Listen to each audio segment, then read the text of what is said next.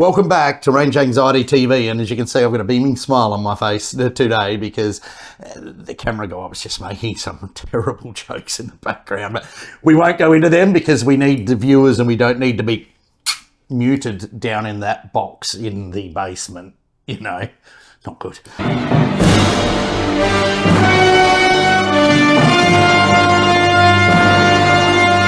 Anyway, today, something just as fanciful as Pulp Fiction is the Porsche's foray into synthetic fuels. Now, this is nothing new. In 2022, Porsche announced that they were in a place called Haruoni in Chile. People used to call it Chile, but I think it's Chile. For your macchiato, I've been to Chile, I upshift, I downshift. I have Alsatians that form pyramids, you know, all of that kind of thing. They made this fake fuel plant, and it's a pilot plant. And in 2022, it was supposed to be producing up to 100 million litres a year. About now in 2025, it's producing 130,000. So what is the point of e-fuels? E-fuels are designed to keep the booger eaters happy so they can run their old cars, piston stuff that, you know, requires dead dinosaur dongers normally to run. It's designed to show that Porsche are at the forefront of getting government subsidies to do this kind of thing. And it's just supposed to give us a warm fuzzy that, you know, the past as we know it is going nowhere. Well, sorry to tell you kids, it's a scam. It's a sham, and it just shows what all car makers do these days, and that is battle for subsidies rather than innovation. So let's have a look at this plant, shall we? Someone in the know, after I posted this on Facebook, got onto me and said, it's the size of a school gymnasium. What do you want? And I might be right. However, it is the only operating e-fuel plant in the world currently, I believe, at any scale. Then the scale's still tiny, obviously, as you just heard. The company HIF that are behind it, that were funded by Porsche, who were funded by probably the German government or whoever, or the poor suffering shareholders in P911, look it up yourselves, not financial advice. They have got plans to build many of these things in Tasmania, of all places. I'll go on to that why in a minute. And apparently South Australia is doing something with their green hydrogen sort of plant here. So you won't find e-fuel plants in normal places that you would find, you know, oil refineries as such. The reason being is that if they have to use fossil fuels to do this, it no longer becomes an e-fuel. You might as well stay with the dead dinosaur dongers. We have plenty of them buried underground, and we can keep digging them up and you can keep pumping them into your tank, right? This whole thing becomes useless if it uses fossil fuel. So instead what they try and do, right, with this, there are many steps involved in making this stuff.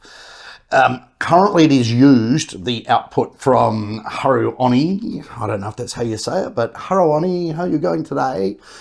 In Chile is used in Porsche Super Cup racing, apparently, allegedly. So, you know, when you see these guys out there punching holes in the sky with their carbon dioxide and God knows what else emissions, that is on Porsche e-fuel. So that's about as far as they've got, is with the Super Cup. You know, to put that into perspective, Germany uses about 175 million litres a day of fuel, and this thing pumps out 130,000 litres a year. Forget about the scale for a minute.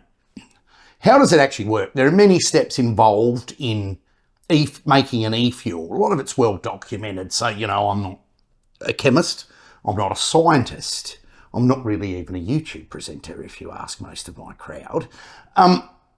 It's carbon neutral. So essentially what you do is you capture the carbon from the sky, and you make your hydrogen, which is a big part of it, from the water and whatever else. So you make electricity with a wind turbine or whatever, which is what Porsche are doing. They have a turbine on site, and then they have an electrolyzer. So they grab everything out of the natural environment, go higgledy-piggledy-biggledy, make e-fuel, goes in the car and it punches it back out. into the environment. So it becomes a carbon neutral process, and that's why it's an e-fuel. The problem is that making it requires so much energy, and there are so many steps. You can see the steps up there. There are so many steps involved that it just becomes a bloody waste of time. So let's have a look at just some of the basic numbers here. And this is very, very simple. Even I can understand it. That's saying something.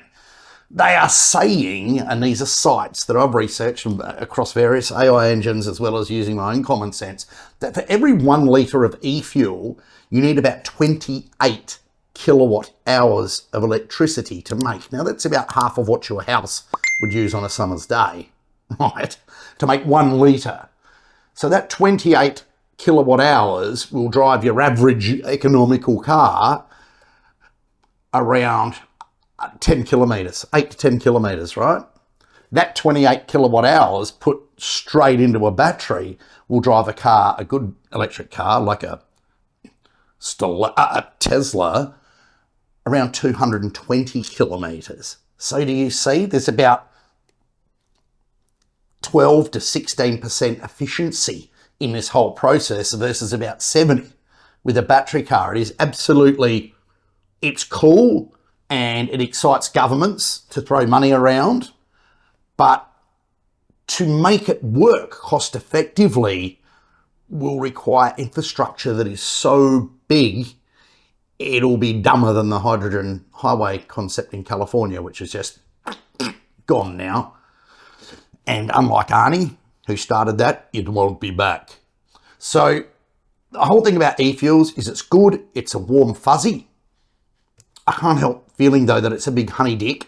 And the fact that someone like Porsche is involved, I'm a little bit disappointed in, because, you know, they are not very good forward thinkers. Like they canned their old Herbert Diess VW boss that was an electric god and all this sort of thing, and looks like they got old Fritzl here involved in making some processing plants that are just don't make sense. So, you know, oh, and one more thing before I go, they're saying this will be at current production and into the foreseeable future about $50 a litre. So 98 octane fuel here, about $2 a litre. Imagine paying 25 times as much to fill your tank. So, you know, your $100 fill. Do the math. Get back to me in the comments if you reckon that's more than $1,000.